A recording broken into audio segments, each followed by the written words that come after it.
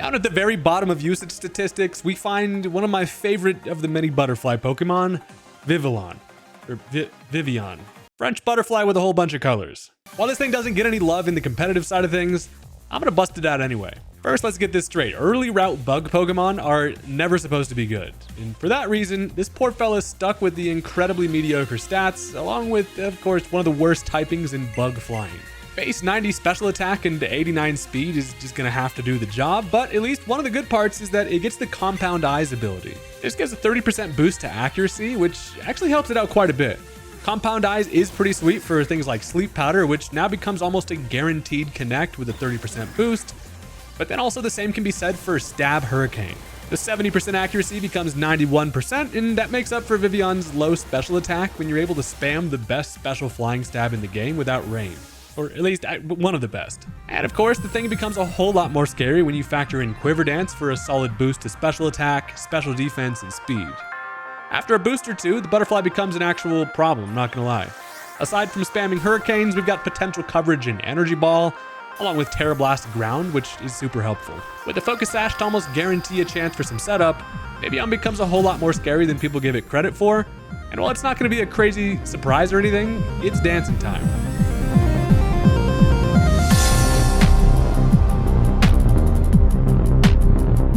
Whether you pronounce it Vivillon or Vivillon, one thing for sure is that anything with Quiver Dance is a friend of mine. And so today the plan is to reveal why this thing is the devil Pokemon at Pokedex 666, and that's because it's an unsuspecting butterfly that might just destroy you. Now, if this sounds like a fun time to you, consider hitting that subscribe button. I'm working on hitting 400K. You can help me out. And before we get into the battle, I want to give a huge shout out to today's sponsor, Surfshark VPN. Look, if you're still not taking advantage of a VPN these days, you may as well be using your Vivillon without a Focus Sash. Brother's base defenses are 50. There are tons of benefits to using a VPN, but online safety is the biggest upside. Surfshark offers industry-leading online security with top-grade encryption that complies with the strictest security measures and allows you to browse the web worry-free of any of your data getting stolen. Price discrimination is also one of my favorite benefits. When you browse the web searching for flights, hotels, or even everyday stuff, websites will use your data to serve you prices they want you to pay based on your location. But when you pop on the Surfshark, you'll often notice cheaper prices, which is amazing. The best part is that one Surfshark subscription allows you to use the VPN on unlimited devices, so everything you've got is totally covered. There's also Surfshark Antivirus, which shields your devices from viruses, malware, and tracking of ad companies. You can get real-time protection with immediate notifications if you download anything sketchy, and you can regularly schedule some scans to have some nice peace of mind. Definitely go ahead and check out Surfshark with my link in the description, or go to surfshark.com/Haydunn and use code Haydunn at checkout for 4 extra months of Surfshark VPN, along with a 30-day money-back guarantee. And with that, let's get back into the battle. Alright, so my opponent is going to go ahead and lead off with Bicycle Jordan. Just straight up Bicycle Lizard to start things off, and I've got myself a Randarosu. Does anybody else remember when Generation 5 was...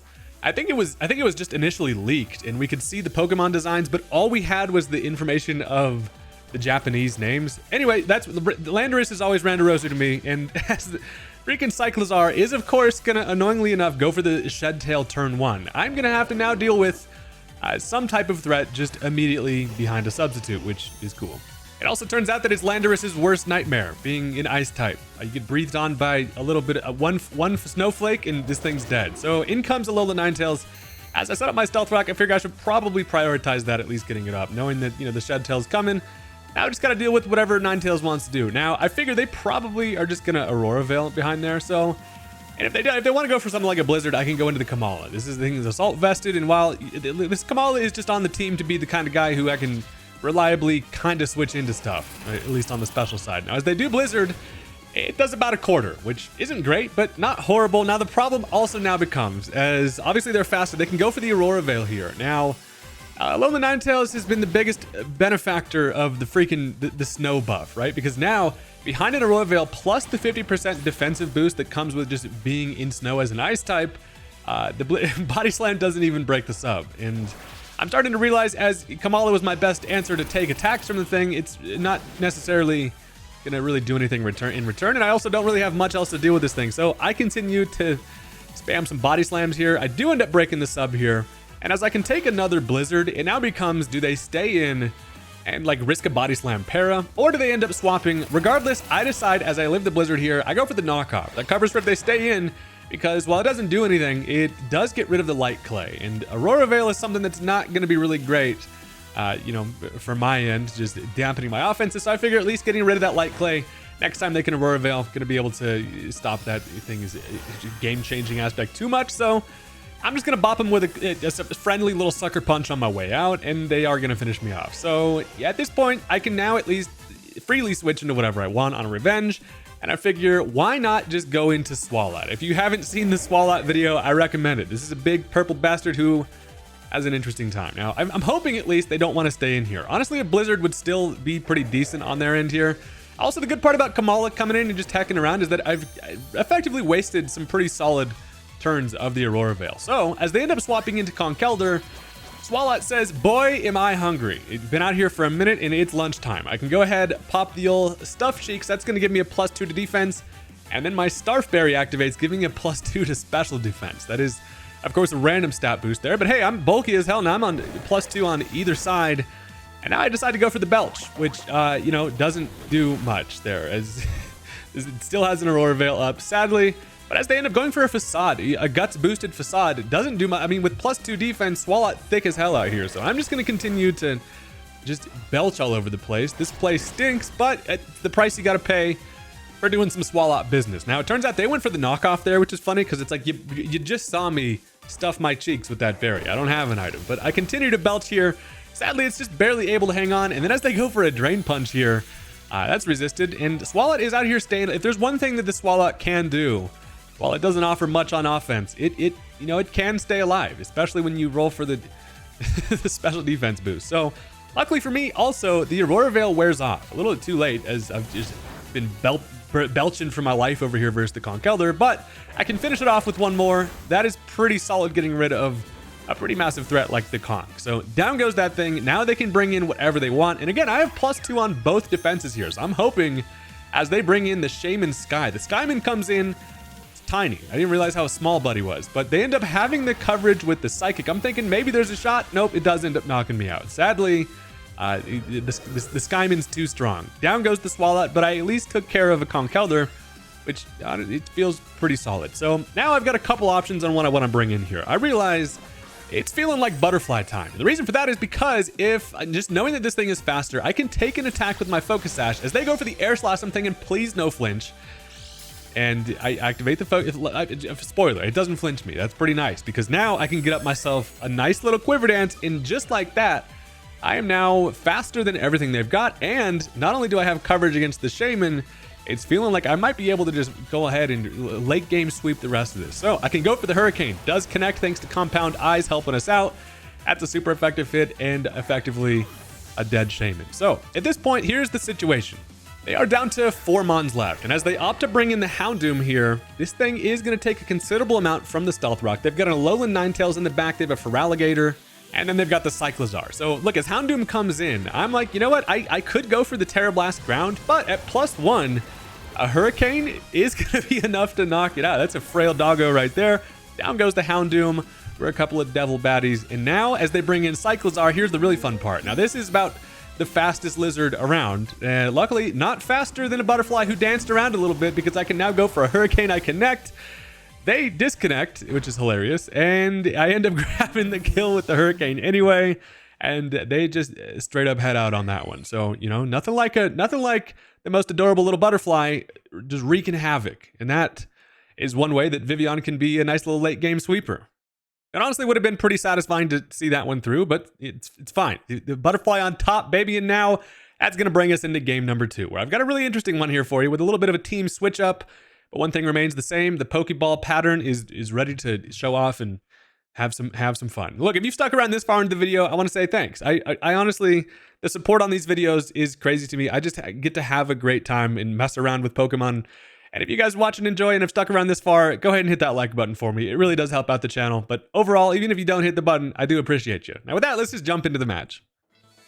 All right, so this time my opponent is going to lead off with the Ogerpon. Female Shrek comes out. I've got myself Kmart Gliscor, baby. I'm going with the Eviolite Gligar just because literally why not? I kind of like this little guy, and he's also, I've been using his Landorus too much, so I'm like, who's another ground type with Stealth Rock and U-turn that I can take advantage of here? Now, I go for the Stealth Rock turn 1. Turns out the Ogre is going to Power Whip, getting a little kinky to start things off, and that, yeah, he gets a critical hit and does way too much. And I'm like, well, you know, at this point, I don't really have much that wants to hard switch into that. I decided to stay in. They end up now going for the Ivy Cudgel. First I get whipped, then I get just bonked in the face with a stick, and I am in danger. That hurts. Obviously, Gligar not doing too great as I end up U-turning. The slow U-turn pivot is kind of nice because at least now I can bring in something safely. And while I would like to go into the Viv early, but it feels a little too early, right? I end up going into the Latios instead. And the reason for this is because I'm working with physical Dragon Dance Latios. If you've ever seen a Latios, it's pretty much always a special attacker. So I was like, you know what? Why not throw Dragon Dance on the thing and have myself a little time? Now, it also works out pretty nicely because one of their big special sponges being the Umbreon is going to come in here. And as I Dragon Dance, they're probably like, you know, he's going to go ahead and hit me on the physical side instead, which ends up feeling kind of safe. I realized that I'm in danger of a foul play. Also, important to note, the game just breaks right here. I'm going to go ahead and cut that off. It seems like a Seadrass hazard. I'm just going to zoom in all the way. We're just cutting off that top half. But I don't know. I thought these issues were fixed with the Switch 2. Turns out it's not. Now, here's the thing. I decided to go for the Terra Steel. Now, the reason for that is because I figure I should be able to get up another Dragon Dance. And while I'm worried about a foul play, I didn't do any direct calculation. But I'm feeling like I should be able to live a foul play even with 2 Dragon Dances. It turns out, however, I have miscalculated. After the match, I actually just did it. It turns out a foul play does about 108% to me anyway. So I was like, you know what? I should have known. So that was a misplay. I messed that one up because I figured the payoff would have been huge. Had I been able to live that foul play, I would have been in a great spot with Latios. But turns out, you know, I waste my Terra for no reason. At least now I can bring in my own Conkeldurr. Now this is a weird ass Conkeldurr. You got to hear me out on this thing. But first of all, Umbreon has Psychic. I'm like, the hell is this Umbreon cooking to have that type of coverage? They stay in against the Conk, and I thought that was in no way happening. Turns out, though, it happens, and as they can just outspeed and go for another Psychic, I fire off a Dynamic Punch, which ends up connecting, which kind of is worse off there. Now, this Conkeldurr is supposed to be bulk up, and then I'm supposed to try to miss a Dynamic Punch or connect, depending on what I'm looking for. But if I miss, I activate a Blunder Policy, doubling my speed, which with a plus speed nature and just max speed makes Conk pretty quick. But since I connect there, I at least grab the knockout on the Umbreon. But then in comes the Meowstic, who is able to just outspeed. And since I've been just severely injured by Psychic Umbreon, I just decide to let it happen. So, you know, Meowstic grabs the kill there. Turns out this thing's just going to be leftovers. I figure it's probably just Attacker if it's not Light Clay with screens. But at least now it's revenge switching, baby. And if all my other setups haven't worked, guess what we're going to try now? I'm going to go into the Vivillon.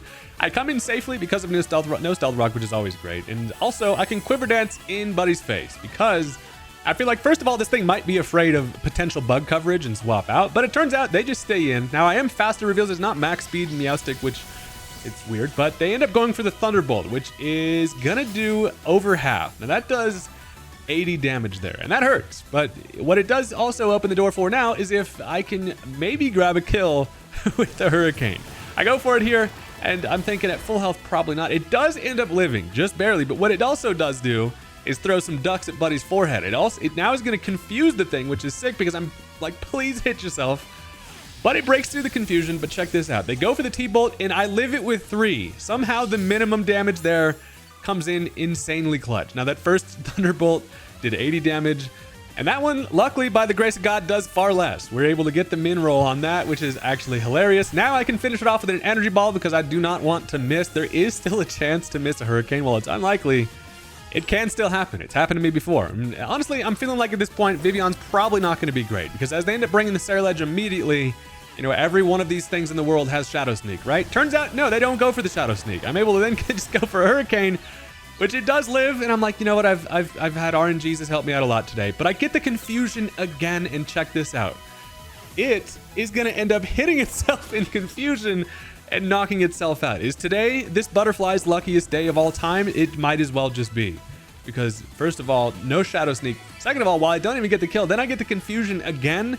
And then it doesn't get to break through the confusion to finish off the thing. So that is honestly pretty damn crazy and quite satisfying as well. So now as they end up bringing in Lycanroc, I realized that this Midnight Lycanroc form doesn't even get Accelerock. So I'm like, you know what? You saw that I had the Energy Ball. I'm just going to click it anyway. That's going to take care of the freaking Wolverine or Werewolf. Regardless, whatever it is, it didn't get to do a damn thing, and that feels pretty nice. So now they finally do go into the one thing that I'm like, you know, I cannot knock this out. So in comes the Glow King. I go for the Hurricane. I'm thinking a Confusion would be hilarious.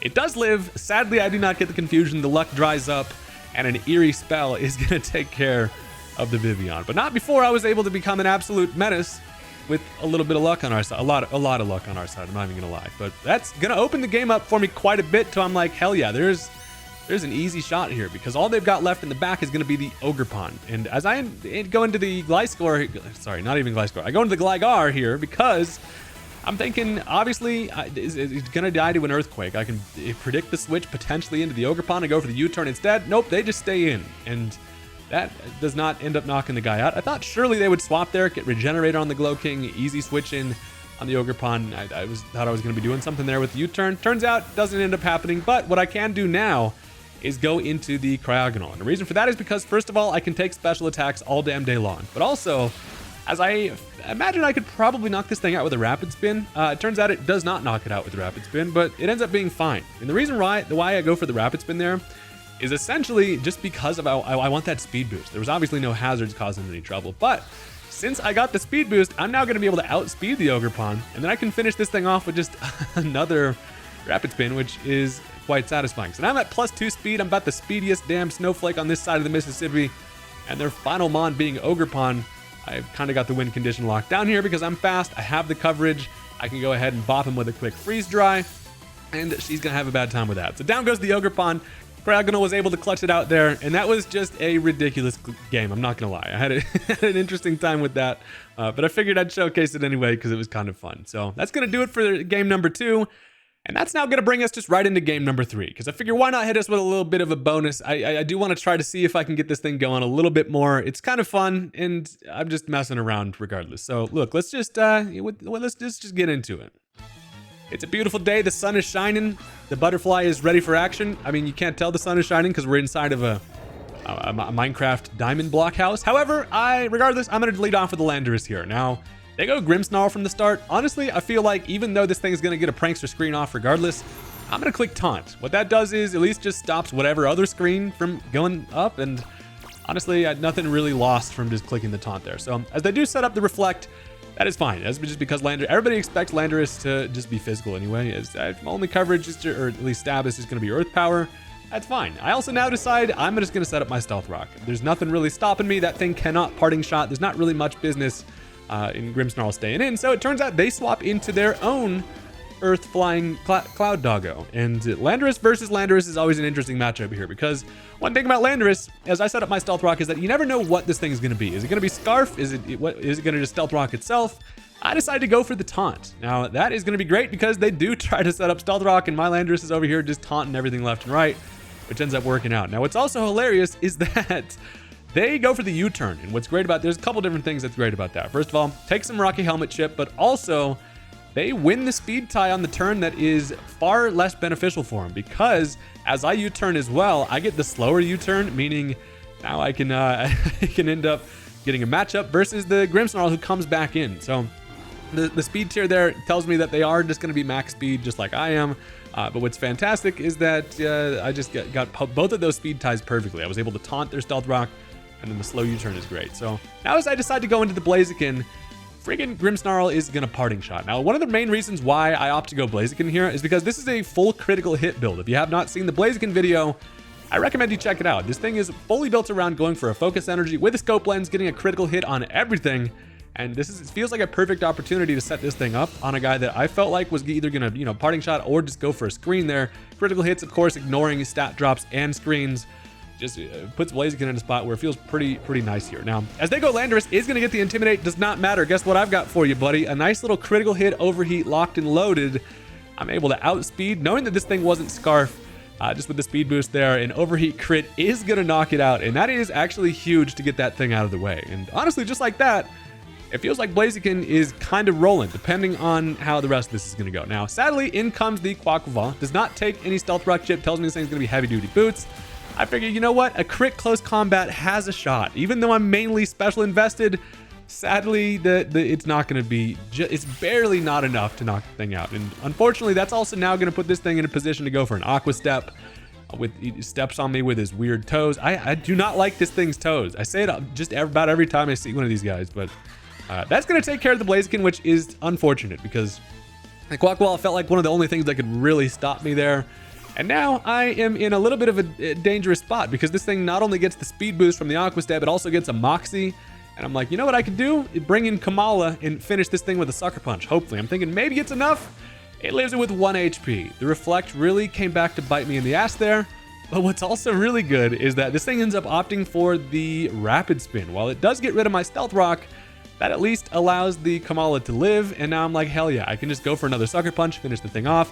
I don't want to overpredict here. If I overpredict, I'm in a spot where then Quaquaval gets another likely just boost from a Moxie kill, and then I'm just in danger. So instead, they realize that's likely, probably, I'm just going to Sucker Punch again, so they do swap back into the Grimmsnarl.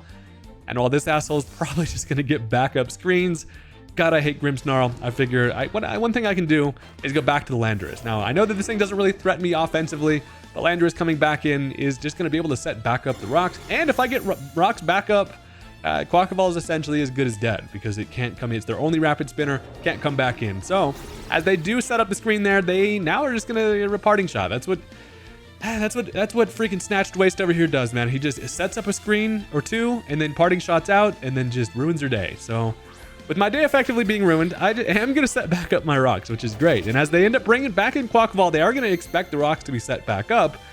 But one thing they did not consider is that without any Aqua Step boosts, I'm just faster. So while it comes in, it is alive.